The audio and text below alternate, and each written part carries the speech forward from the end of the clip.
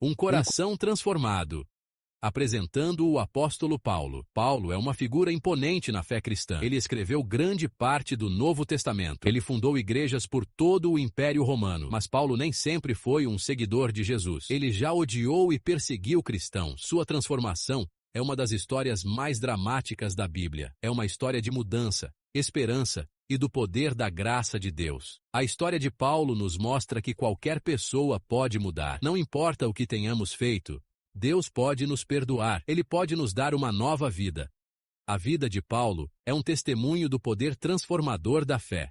Sua jornada nos inspira a abrir nossos corações ao amor e à graça de Deus. A missão de Saulo, perseguidor zeloso da igreja primitiva. Antes de ser Paulo, ele era conhecido como Saulo de Tarso. Saulo era um judeu devoto. Ele era um fariseu, membro de um grupo religioso rígido.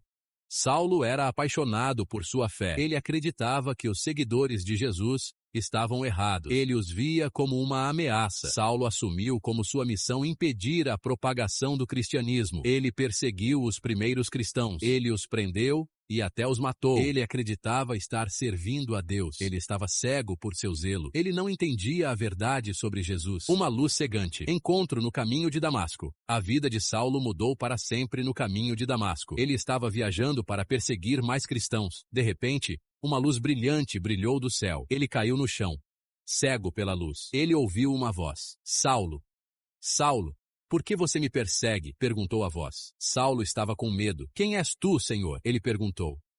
Eu sou Jesus, a quem você está perseguindo, respondeu a voz. Saulo ficou atordoado. Ele estava errado sobre Jesus. Uma nova visão, Ananias e o batismo de Paulo. Saulo estava cego e abalado até o âmago. Ele foi para Damasco e esperou. Um discípulo chamado Ananias veio a ele. Deus havia falado a Ananias em uma visão. Ele disse a Ananias para encontrar Saulo. Ananias teve medo no início, mas ele obedeceu a Deus. Ele foi até Saulo e impôs as mãos sobre ele. A visão de Saulo foi restaurada. Ele foi cheio do Espírito Santo. Saulo foi batizado. Ele se tornou conhecido como Paulo, espalhando a palavra, missão e escritos de Paulo. A vida de Paulo havia mudado completamente. Ele não era mais um perseguidor de cristãos. Ele era agora um seguidor apaixonado de Jesus. Ele se sentiu chamado a espalhar o evangelho. Ele viajou milhares de quilômetros. Ele compartilhou a mensagem de Jesus com todos que encontrou. Paulo escreveu cartas às igrejas primitivas. Essas cartas se tornaram parte do Novo Testamento. Elas estão cheias de seus ensinamentos sobre Jesus.